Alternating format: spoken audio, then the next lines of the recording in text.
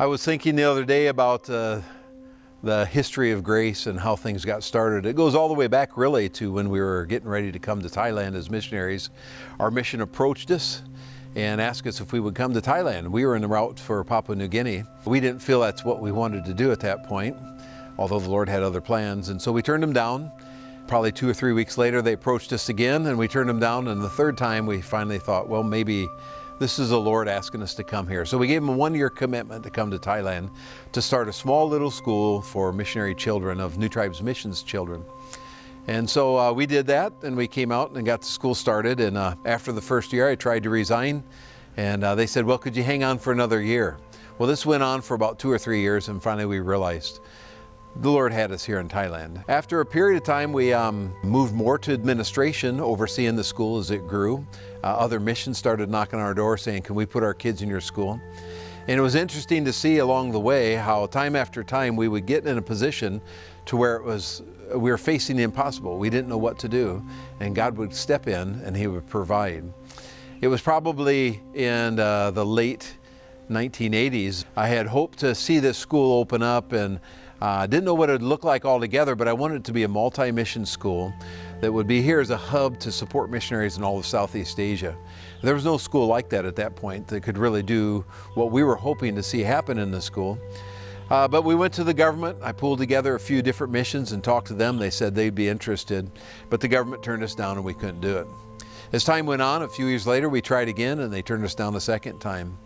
But then as we got into the mid-1990s, there was much changing in Asia, here in Thailand, and God was doing a number of things in the hearts of us as well. That's when Hong Kong was going back to China at that point. So we saw a huge influx of missionaries and workers coming here to Chiang Mai.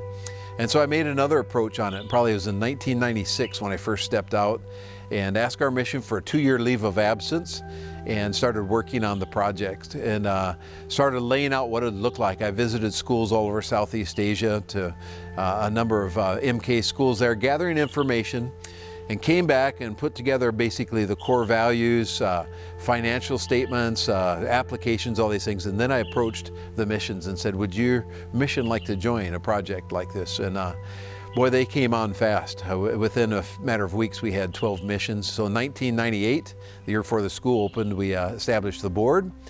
And then we had to find a facility. Boy, was that a challenge. We probably looked at dozens and dozens of facilities all over the Chiang Mai area. We looked at properties, we got out and gathered and joined hands and prayed over the properties. But it just seemed the Lord was not opening the door to anything. And finally, with about 4 months left before the school opened, we found this Mitsubishi dealership that we could convert into. They had gone under, and we were going to convert that into a school, and it would have taken major renovations to make that happen. And the day we went to sign the contract, the owners jacked the price up by $1,000 a month. Well, we weren't happy with that, so we asked for another day. And I went back to my house with Mike Christian, who was with Campus Crusade for Christ. We went back to his house, sat around the table, and I remember telling Mike, I said, you know, I just expected that the Lord would do something better for us. And as we prayed about it, we said, but if this is what the Lord has for us, let's go with this. So we decided we'd sign that contract the next day. Well, about an hour later, we got a call from a businessman here in town, Mr. Thomasak. And he said, Mr. Fultz, I'd like to put my children in your school. And I said, well, I think it would probably work. Let's fill out some applications and get moving. He said, where will the school be? So I told him the story about the Mitsubishi dealership. And as we talked, he said, have you signed a contract yet? And I said, no, not at this point we haven't. And he says, good, come see my facility first. Well, he had a beautiful, one of the nicest sports facilities in Southeast Asia at that time. Swimming pool, tennis courts, lots of rooms for classrooms. And he said, what was the price that they were going to charge you before they jacked up the price? So I told him the price, and he said, well, you can have this facility for that price. It was 10 times as beautiful, needed far less renovation. And isn't that the way God just supplies? God stepped in and He supplied a wonderful facility. Well, little did we know that they were moving towards bankruptcy. And 2 years later, as they went under, we were able to sit down with the finance company that owned that facility and purchase that facility. It was worth millions and millions of dollars for $1.2 million. And we were deeply blessed by that. And it turned out to be a great facility for the last 17 years. But now we're at a position where we're growing, we're continuing to grow, we need a larger facility. And so we're stepping out by faith again. to see God do something special. We don't know what He's got in mind, but we've got property. We've got the property ready.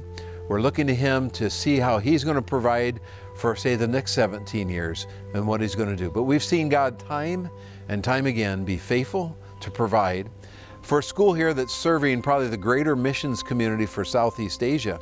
We've got missionaries from all the countries surrounding Thailand here, and it's a great hub for helping the missionary feel secure in the work that he's doing here in this region. So thank you much for your prayers and participation with Grace International School.